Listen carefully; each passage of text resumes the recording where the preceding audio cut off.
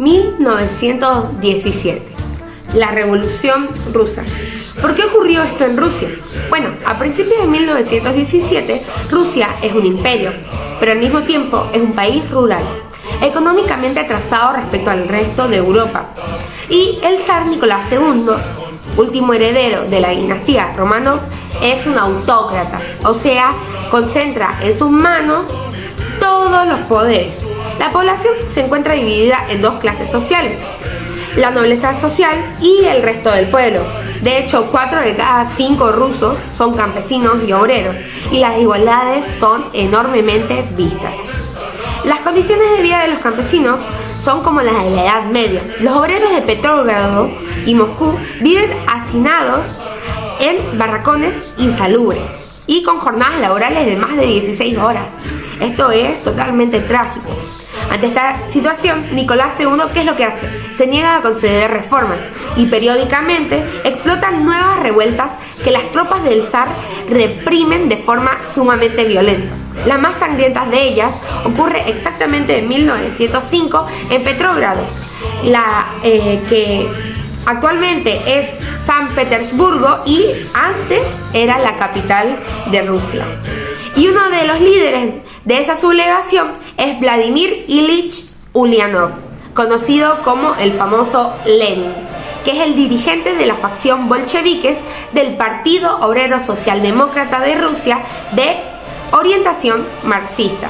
Pues recordemos que su influencia viene por los libros que se leían y estaban de moda en esa época, que eran los de Karl Marx. Bueno, 12 años después, Petrogrado volverá a ser el foco de la revolución. Lenin será uno de los protagonistas principales de este. Pero ¿qué pasa en 1917? Lo que pasó es que desde 1914 el ejército ruso se encuentra luchando en la Primera Guerra Mundial. Tras 3 duros años de guerra, hay más de 6 millones de muertos, heridos y prisioneros entre las filas rusas. Además de esto, tenemos que sumarle una inflación desorbitada, el desabastecimiento de alimentos y de productos básicos y el descontento político de la falta de reformas. En este contexto, para febrero de 1917, pero ojo, esto según el calendario juliano que era usado en Rusia, el gobierno imperial es deshabilitado por un conjunto de huelgas y por la presión social de la oposición liberal y de los mandos militares también. Al cabo de los días, el zar Nicolás II es desacreditado y es considerado incapaz de controlar la situación y por ende es obligado a abdicar. Él intenta abdicar el ser zar hacia su hermano, pero su hermano no acepta, por lo cual el zar Nicolás II, con toda su familia, es confinado. Y un año después de esto, todos los Romanov son ejecutados. Y ahí es como termina la dinastía Romanov. Ahora, los rebeldes asumen el control del país y ejercen el poder político a través de un comité provisional de gobierno. También estaba el Soviet de Petrogrado.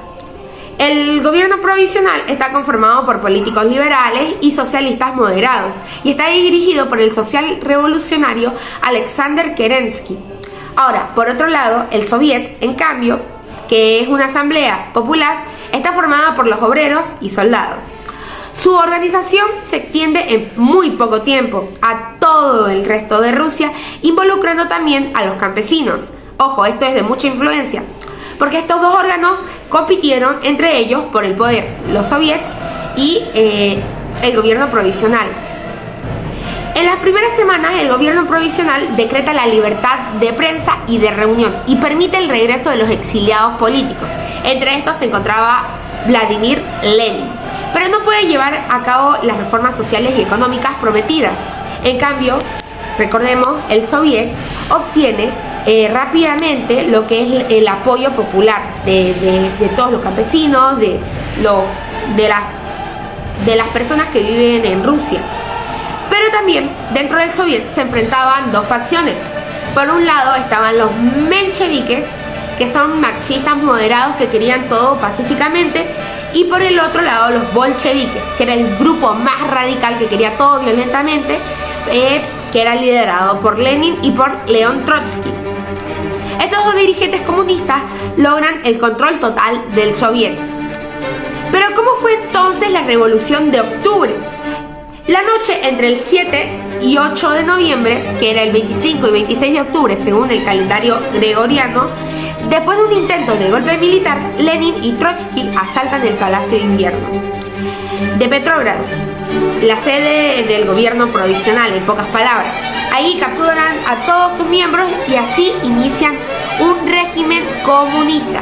Las medidas principales de su programa eran el retiro inmediato de las tropas rusas de la guerra, la liquidación de los latifundios, la entrega de la tierra a los campesinos, la nacionalización de los bancos, el control obrero sobre la producción industrial y la supresión de los privilegios de la nobleza y de la iglesia.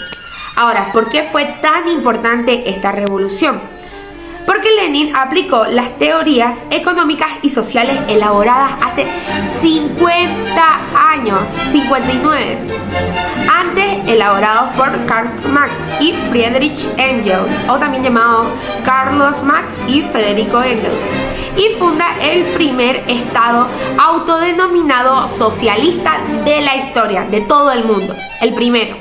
Después de una guerra civil de 5 años, los bolcheviques conquistan definitivamente el poder y en diciembre de 1922 nace oficialmente la Unión Soviética, un gran imperio que durará hasta 1991. Muchas gracias.